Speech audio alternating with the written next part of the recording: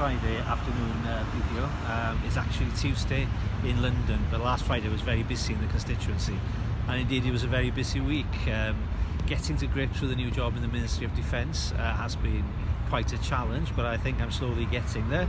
And the highlights from the week in the context of the Ministry of Defence was going up to Scotland, to Glasgow, to accept HMS Forth into the Royal Navy, which was quite an honour to say the least. It was fantastic to see the new ship having been produced by British workers in Scotland, ready to be commissioned into the Royal Navy, and quite an honour to be invited to accept it on behalf of the Royal Navy. So I was very proud of that. But on Friday I was back in the constituency, having had a very tough week in Westminster, but it was a very busy Friday. I kicked off going to the FUW Farmers Breakfast. They do this every single year, where you're invited to eat a hearty Welsh breakfast on a Welsh farm, and the money goes to charity. So it's fantastic to be in Dalasa Ucha, which is not far from Ysbyty, supporting the FUW in their fantastic efforts to raise money for charity. And I have to say, there were dozens of people supporting the FUW that morning.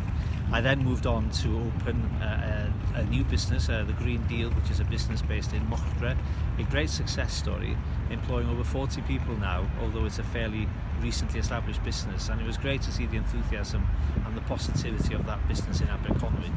Then back to the constituency office to catch up with surgeries and make sure that I was up to speed on all the paperwork before moving on to Bodnant for a very enjoyable evening in the company of Jacob Rees-Mogg.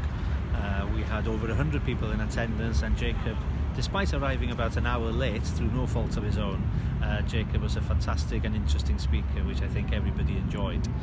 Back to London this week. I've been doing MOD stuff all Monday, and today I'm back in the MOD again, but there are also some issues going on in the house which I will have to take care of from about 7 o'clock onwards.